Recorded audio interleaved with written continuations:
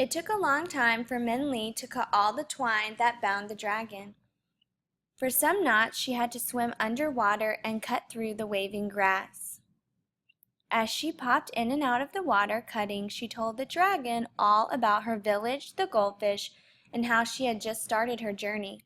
"I'm Min Li," she said to the dragon. "What's your name?" "Name?" the dragon asked slowly. "I do not think I have a name." "Everyone has a name," Min Li said.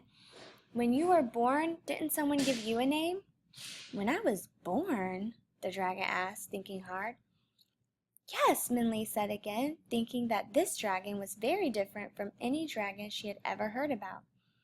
What did they call you when you were born?" The story of the dragon. "When I was born, I remember two voices speaking. 'Master,' one voice said, 'this is magnificent. The dragon is almost alive.' 'Add more water to the inkstone,' another voice said. This voice was near my head. I felt the warm air of his breath, and 'Speak quietly, you will wake the dragon.' 'I'm sorry, master,' the first voice said in a more subdued tone. 'It is only that this painting is most amazing, even for such a skilled artist as you. This dragon painting will bring great honor to the village when we present it to the magistrate.' 'Wasted on the magistrate,' the master said under his breath, so softly that only I could hear. 'A conceited, self-important man, who when only the imperial family is allowed to use the image of the dragon, commissions one. Now that his son has married the king's daughter, Magistrate Tiger will do anything to flaunt his power and overstretch his authority. But this painting will buy his favor and free the village under his unfair taxes.' 'What, master?' the apprentice asked. 'Nothing,' the master said. 'Only that I've painted this dragon on the ground, not flying in the sky like all other dragons. Perhaps the magistrate will see how his wealth weighs him down.' 'I doubt the magistrate will understand that meaning, master,' the apprentice said. 'True,' the master said, 'but the dragon should still please him. I will prepare for his visit. The painting is finished. Clean the brushes and take great care with my special inkstone. It is one of a kind, the only inkstone that was able to be made from a rock my master cut from a mountain far from here. He never told anyone which mountain, so we can never make another.' 'Yes, master,' the apprentice said, 'but the dragon—' 'Yes?' the master said. 'Is it finished?' the apprentice asked. 'You've not painted the eyes.' 'As a painting it is finished,' the master said. 'Young apprentice, I still have much to teach you.' And I heard the voice and footsteps fade away. It was a strange feeling. I felt the warm light of the sun running over my skin, but my arms and legs were frozen. I could hear the wind rustling leaves in the trees and birds hopping on the ground, but I saw nothing. Time passed. I only knew because the air grew colder. I heard footsteps coming towards me, many of them, so I knew it was a whole procession of people. 'As you requested, your magnificence,' a voice said. I recognized it as the master's. 'May I present this, which I humbly painted in tribute to the great magistrate's rule?' There is a silence as all gazed, I suppose, at me. 'Painter Chin,' another voice said in great awe, 'this is indeed a great work.' 'Thank you, magistrate,' the master said. 'I am glad it pleases you. Then our agreement will be fulfilled?' 'Yes,' said the voice, 'the village will be free from taxation for the next year, and I will take the painting.' Even though I did not know exactly what was going on, I knew I did not belong to Magistrate Tiger. I did not want to belong to Magistrate Tiger. His voice had an undertone of cruelty and greed. Even when he was expressing his pleasure, I tried to protest, but my lips uttered no sound. Then I was rolled up, and all sound and feeling disappeared. I do not know how long I was rolled up. It might have been a day, or a month, or a year. All I could do was wait. But finally I was unrolled, and I felt a cold gust of air all over me. If I could have, I would have shivered. "This painting is a masterpiece," a voice said in surprise. Then it quickly turned oily and flattering. "It's only fitting for your greatness." "Yes," Magistrate Tiger said. "Have it hung behind my chair." "Yes, Magistrate," the voice said, and then hesitated, and said, "How strange." "What's strange?" the magistrate asked. "Well," the voice said, "there are no eyes on this dragon. The painter must have forgotten." "No eyes!" the magistrate boomed. "Painter Chin dare give me an unfinished painting. I will double tax for his village for the next 10 years. "Magistrate," a third voice said, one that seemed a little kinder, "it is only a minor flaw. If we just dotted in the eyes, the dragon would be finished." Yes," the magistrate said, obviously considering. "Bring me a paintbrush and ink." I heard the servants shuffling and bringing the paintbrush and ink. I felt the magistrate's hot, dry breath on my nose as he came close to me, and felt the cold ink touch my eye, and suddenly I could see. I saw the magistrate's fat face leering over me as he reached over and dotted in my other eye. As sight came into both my eyes, a warm feeling filled me, like drinking hot tea on a cold day. I felt strength come over my arms and hands and legs and feet, and my neck and head stretched for the first time. All the loud yells I wanted to make now came rushing out of my mouth, and I gave a huge roar that made the magistrate fall over. "It has come alive!" I heard him gasp, and I heard the servants screaming, "Dragon! It has come alive! Dragon!" I knew this was my chance to free myself from Magistrate Tiger. I jumped from where I was and rushed over everyone. Knocking down desks and chairs and columns, I saw the blue sky and green leaves through the window, went toward it, and simply crashed through the wall to get through. As I left, the building was falling down, and all the people were yelling, "Dragon!" They screamed, "Dragon!" I knew I had to leave as soon as possible, so I ran as fast as I could into the forest and left them far, far away. I have lived in the forest since then. "So I think," the dragon said, "my name is Dragon because that's what everyone called me." "Dragon," Minli repeated, and she tried not to smile.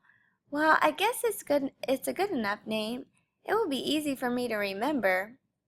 The dragon nodded, pleased to have found himself a name. "So you were born from a painting," Minli said. "That explains why you are so different from the dragons my father told me about." "Your father knew other dragons?" the dragon asked eagerly. "I've never seen another dragon. I always thought if I could fly, I would have finally seen another like me." "Well, Minli said, "I don't think my father ever knew any dragons. He just told stories about them. Most people think dragons are just in stories. You are the only dragon I've ever met." "Oh," the dragon said sadly, "and I'm not even a real dragon." All this time, Minli had been cutting the twine ropes. At that very moment, she cut the last rope and rubbed the dragon's arm. "You're the only dragon I've ever met in real life," she said, "and you feel real to me, so I think you're a real dragon, or at least real enough. Anyway, we're going to Never-Ending Mountain together. Let's at least be real friends." "Yes," Dragon agreed, and they both smiled. Chapter 12. The Goldfish Man turned around and smiled questioningly at Ma and Ba, who could do nothing but continue to stare. He was slender and small, which was perhaps why it was easy to mistake his footsteps for Minli's. The dragging lines Ma thought were from Minli's walking stick led to his cart, and a bowl of goldfish caught the shifting beams from the sun, slivering it into flashing sparkles of light. The Goldfish Man's eyes also flashed as he looked at Ma and Ba in their dust-covered clothes and haggard, tired faces. "Can I help you?" he asked them. "We are looking for our daughter," Ba stammered. "We are from the village of Fruitless Mountain." "You sold her a goldfish, and then," Ma sputtered, "and then she ran away to change our fortune." "I see," the goldfish man said, and again he looked at them, at Ma's tight, angry frown and Ba's careworn, worry face. "And you are going after her to stop her?" "Of course," Ba said. "We need to bring her home." "Yes," Ma said. "She's acting crazy. Who knows what could happen to her?" "She could succeed," the goldfish man said steadily. "She could find a way to change your fortune." "She's trying to find Never-Ending Mountain," Ma said. "Ask questions to the Old Man of the Moon. There's no way for her to succeed."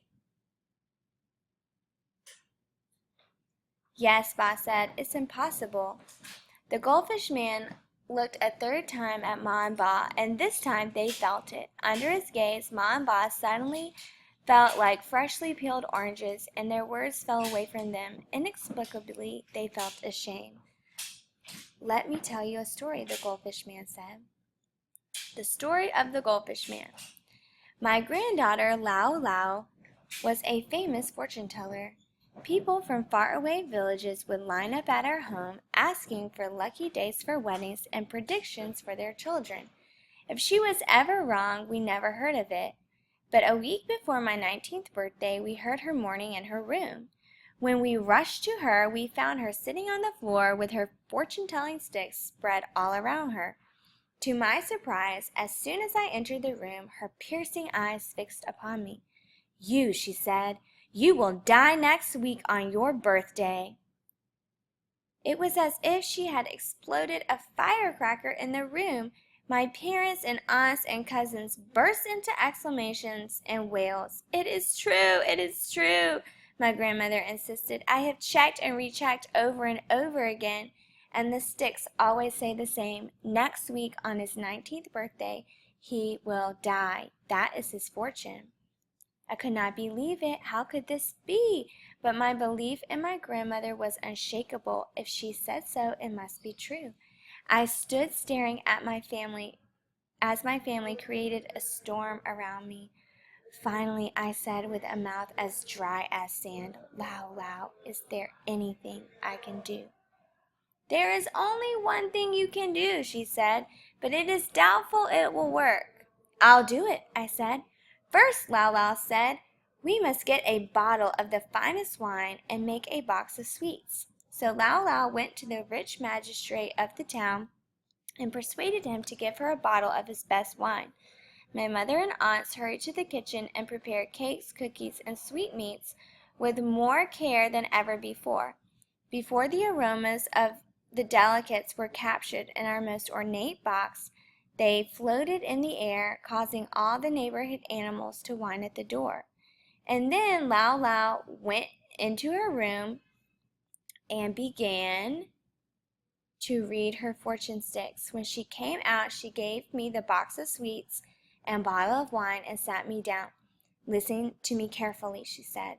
"You must do exactly as I say. Tomorrow morning you must walk north of the village. Do not stop until the moon begins to appear in the sky. When it does, you will see a mountain before you, and at the foot of the mountain you will see an old man reading a book. Open the box of sweets and bottle of wine and set them by him. But do not say a word unless he speaks to you first. This is the only chance we have to change your fortune." So the next morning I followed her instructions, and it was as she said. I walked all day, and when the sun finally withdrew from the sky, there was a vast mountain in front of me, whose tip seemed to touch the moon. Sitting cross-legged at the bottom was an old man reading a giant book. The light from the moon seemed to make him glow silver. I opened the bottle of wine and box of sweets and quietly laid them next to him. Then I sat and waited. The old man didn't notice me and continued to read. My mouth watered as the smell of sweets drifted in the air, but I didn't move. And even though the old man was engrossed in his book, he must have smelled them as well, because without lifting his eyes from the page, he began to eat.